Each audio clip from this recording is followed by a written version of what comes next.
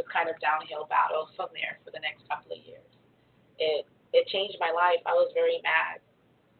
I didn't understand. I didn't like no one. I was very upset with God.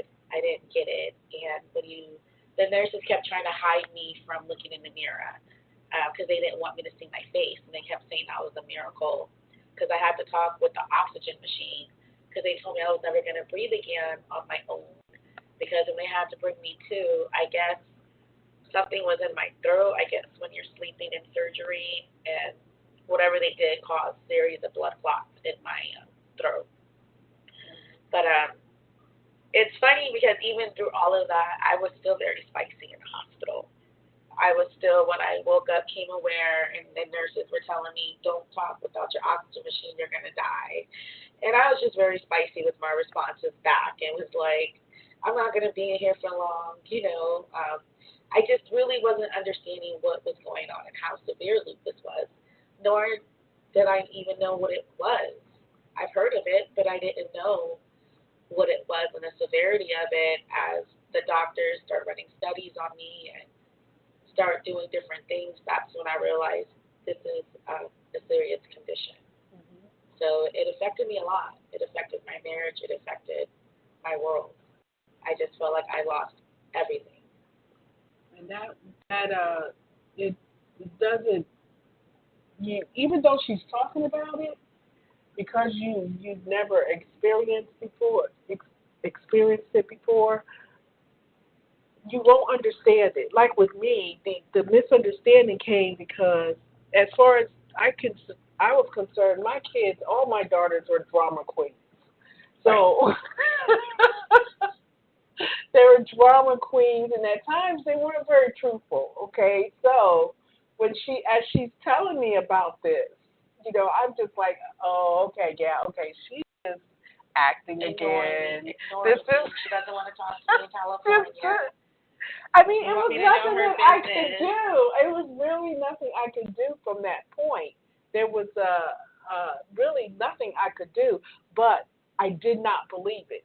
Everything inside me, every part of me did not believe it because I could not believe that I had this perfectly healthy daughter that went out to California. Now, all of a sudden, you got this lupus. And I wasn't familiar with it, knew nothing about it. And then when she tried to say it's something in the generations, I was in denial. And nobody in my family never had anything like this, and it was crazy. It was crazy, and she needed some help. It was a hurtful time for me as well because she needed me, and I wasn't there for her 100%. I couldn't find myself to be there because I did not believe that she was sick. I did not believe that my daughter was sick. I did not believe that she, when I saw the picture, I'm like, what happened to your face? That's what everybody does to me. Yeah, it was crazy. People would be like, even friends that I went to high school with in California and came back and tried to rekindle, and I got sick. When they saw me in the hospital, it was like too much for them. I didn't even hear from them anymore. It was like, what happened to your face? What happened? I couldn't talk. I had like a really raspy voice.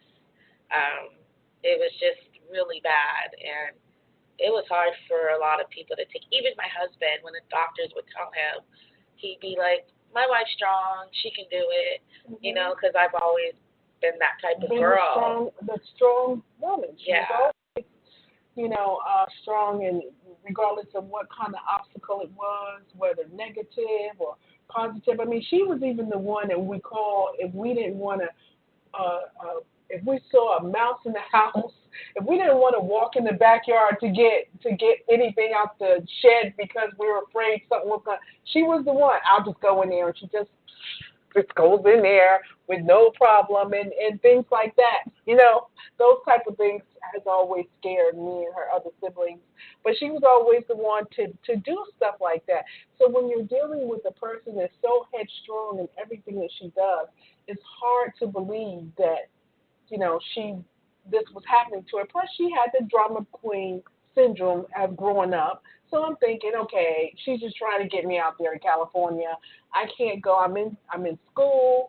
I'm working. I'm just, it's a lot going on, and I'm just like, I just don't have time to go out there for the drama queen. And it was all so serious. And when I did come to my senses to realize it was serious, by that time she was like, well, I forgive you, Mom, but they really don't really forgive. But we're going to talk more on that when we come. Right now, let's hear some Just Pierre with his song, For God I Live. We'll be back. I say to you this morning, if you have never found something so dear and so precious to you that you will die for it, then you aren't fit to live.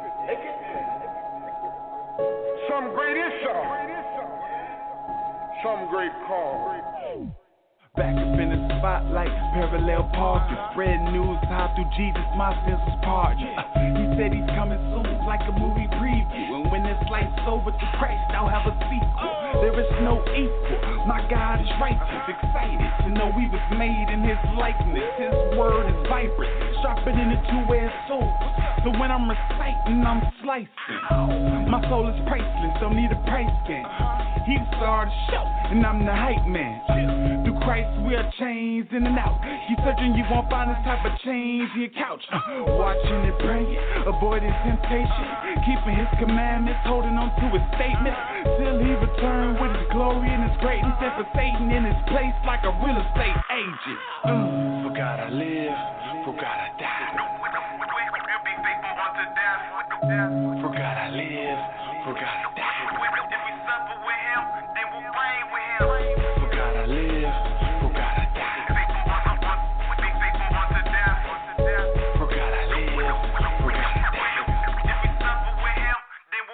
Look, I tell him Jesus still saving like a flash drive. Our redemption, silver and gold can't buy. We gon' let our light shine like a campfire. We a town on the hill that you can't hide. In the army of the Lord, dodging landmines, bringing glory to His name till I flatline. Don't get it twisted in this picture, I'm the bad guy. For you and me on that tree, He was chastised. Cynical death, I earned a check, but He cashed mine. That's an expensive fee, I can't lie. So if you wonder why I praise Him, if you wonder why I thank Him, there is your explanation. How could this be? He chose to die for the sinner while nothing was good in me. So I'm counting up the cost, I'm taking up my cross, forsaking my will and following after the boss. Jesus. For God I live, for God I die. For God I live, for God I die. For God I live, for God I die. For God I live, for God I die.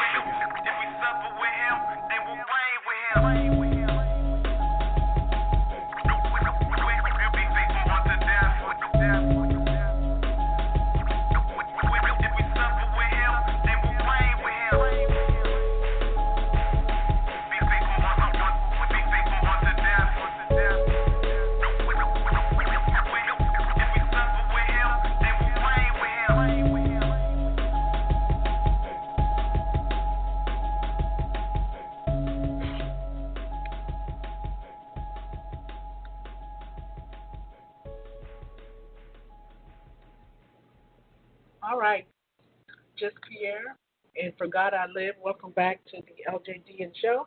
I'm talking about a disease that has hit my home and my family with my daughter T.